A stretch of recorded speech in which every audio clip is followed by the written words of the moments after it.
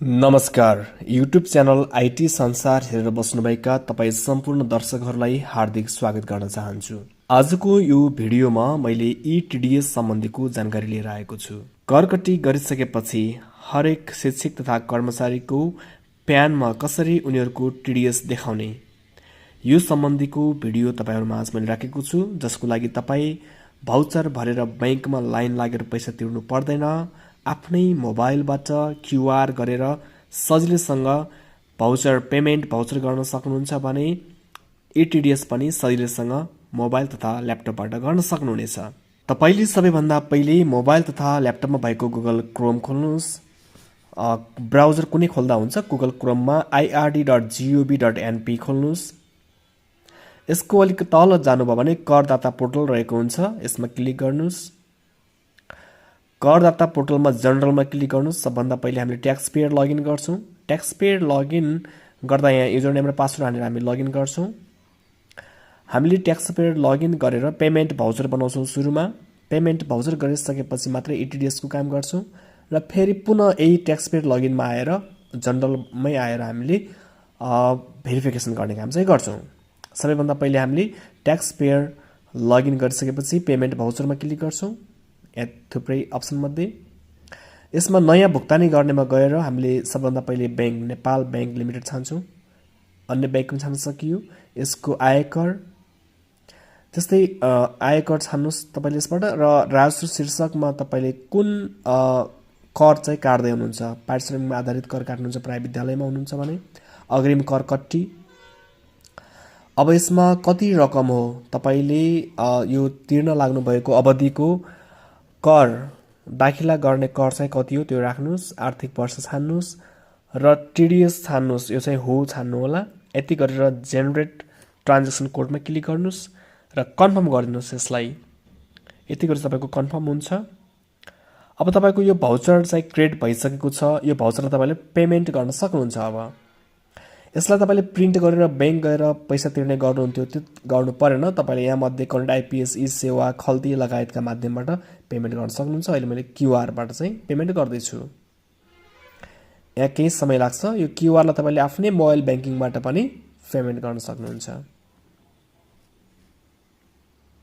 थोरै समय लाग्छ र यसरी पेमेन्ट भइसकेपछि पेमेन्ट डन भनेर आउँछ। तपाईको अब यो बैंक जाने काम चाहिँ हट्ने हुन्छ र एक्सन इन प्रोग्रेस भनेको छ हामीले तिर्न खोजिरहेको 4377 हो। यो भन्दा अगाडि सकेको चाहिँ कम्प्लिट भनेर आएको छ। अहिले यो पनि कम्प्लिट भनेर आइसकेको छ। अब हामीले यसरी पेमेन्ट भाउचर गरेपछि अबको हाम्रो काम भनेको टिडिएस को काम हुन्छ। टिडिएस मा क्लिक गर्छौं र टिडिएस मा हामीले सबभन्दा पहिला सबमिसन नम्बर लिनुपर्ने हुन्छ। सबमिसन नम्बर लिएर मात्रै हामीले पछाडी सबै व्यक्तिको नाममा कर दाखिला गर्न पाउँछौं। कर कच्ची गरेको रेकर्ड राख्न पाउँछौं। तपाईले विद्यालयको प्रयोगकर्ताको नाम प्रायको प्यान नम्बरै हुन्छ सबैको हैन। पासवर्ड राख्नुहोस्, त्यसपछि पुनः पासवर्ड। यो प्रत्येकचोटी पासवर्ड त्यही राख्नुपर्छ भन्ने हैन। यो प्रत्येकचोटी नयाँ राख्दा केही फरक पर्दैन। यसको लागि पासवर्ड सम्झि राख्नु पर्ने चाहिँ हुँदैन। तपाईले छ भने इमेल हाल्नुहोस्। फोन नम्बर अनिवार्य राख्नुपर्छ। एड्रेस यदि राख्दा पनि भयो, अनिवार्य चाहिँ होइन। भाउचर मिति भनेको अब तपाईले 2075 साल 4 महिना 1 गते भन्दा अगाडिको गर्दै हुनुहुन्छ भने भाउचर नम्बर हाल्न सक्नुहुन्छ। भाउचर मिति अथवा नहाल्दा पनि केही फरक पर्दैन यसमा चाहिँ।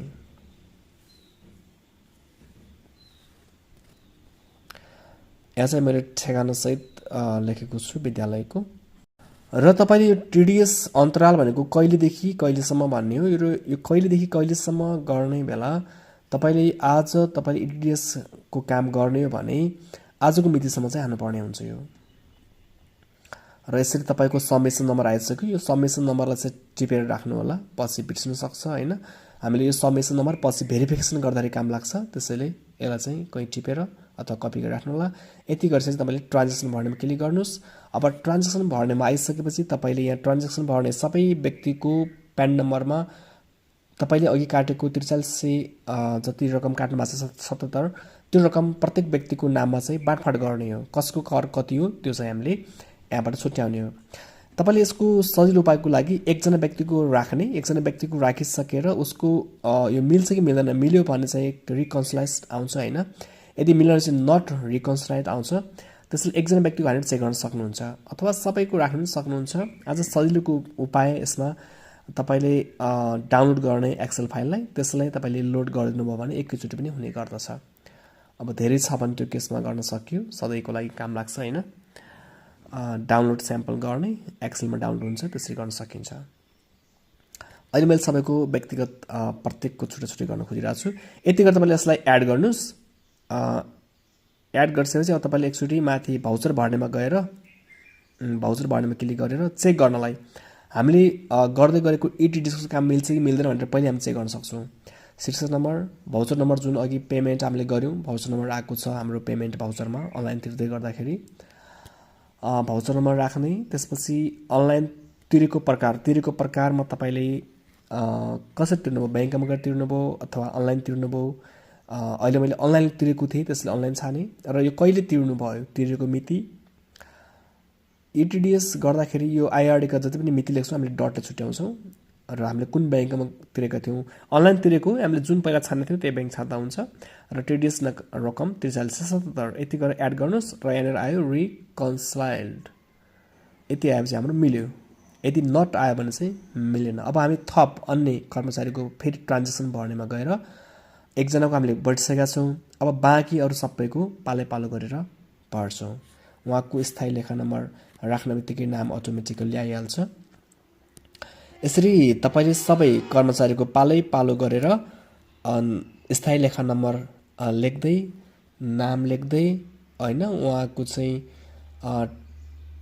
कहिले भुक्तानी गरेको यो रकम भुक्तानी गरेको भनेको राजस्व दाखिला गरेकै मिति लेख्दा नि हुन्छ।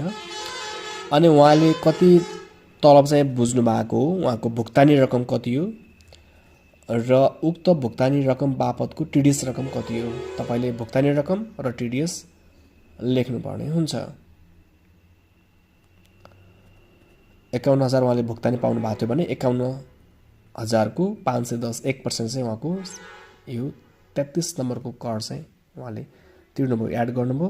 यसरी दुईटा गर्दै मैले सबैजनाको 5 जनाको भरे। यति गर्छ तपाईले पहिला सेभ गर्ने। सेभ गरिसकेपछि सबमिट नगर्नु होला, एकचोटि भाउचर भर्नेमा गएर हेर्नु होला। यो त हामीले पहिले गरेका थियौं र यस केही समस्या भएन।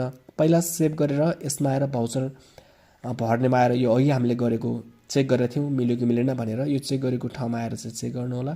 त्यहाँ रिकन्साइल्ड आयो भने मात्रै अब सबमिट गर्नु होला, पहिले सबमिट चाहिँ नगर्नु होला। अघि नै हामीले गरिसकेका थियौं, अघि नै ठिक भइसकेको थियो, त्यसले यसलाई अब सबमिट गर्दा केही फरक परेन। सबमिट भयो। अब हाम्रो काम भनेको फेरि जनरलमा गएर ट्याक्स पेयर लगइनमा गएर पुनः हामी ट्याक्स पेयर लगइन खोल्छौं हाम्रो एडमिन र यो ट्याक्स पेयर लगइन गरिसकेपछि हाम्रो काम भनेको भेरिफिकेसन गर्ने।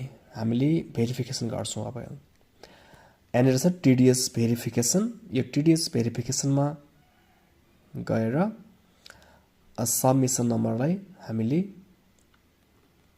भेरिफाई गर्यो भने अब हाम्रो ट्याक्स भेरिफाई हुन्छ। यदि हाम्रो अगाडि नै मिलेको छैन भने यहाँ चाहिँ भेरिफाइड हुँदैन। हामीले पेमेन्ट गरेको रकम सही हुनु पर्यो, ट्याक्स काटेको सही हुनु पर्यो र सबै कुरामा ट्याक्स पे गरेको पनि सही हुनु पर्यो। र यसरी भेरिफाई भइसकेपछि हामीले प्रिभ्यू गरेर प्रत्येकको नाममा कट्टी गरेको रकम चाहिँ यसरी देख्न सक्छौं। यसलाई तपाईले प्रिन्ट गरेर तपाईको रेकर्डमा राख्न सक्नुहुन्छ अथवा पछि पनि तपाईले यसरी ट्रान्ज्याक्सनमा गएर कुन अवधिदेखि कुन अवधिसम्मको हेर्ने हो पुराना पनि हेर्न सक्नुहुन्छ।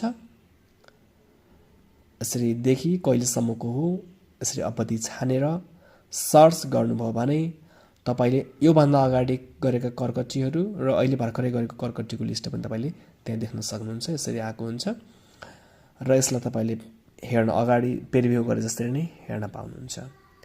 यसरी तपाईले सजिलैसँग आफ्नो कार्यालयमा भएका सबै कर्मचारीको करकट्टी चाहिँ प्यानमा राखिदिन सक्नुहुन्छ। आजको भिडियो कस्तो लाग्यो, जस्तो लाग्यो त्यस्तै प्रतिक्रिया दिनुहोला। आगामी दिनमा तपाईहरुमाझ यस्तै खालका जानकारीमूलक भिडियो लिएर आउने नै छौं।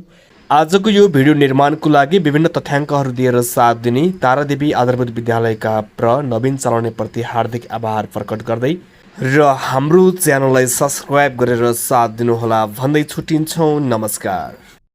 IT Sansar. Information about technology, software and many more. Don't forget to subscribe our channel. Thank you.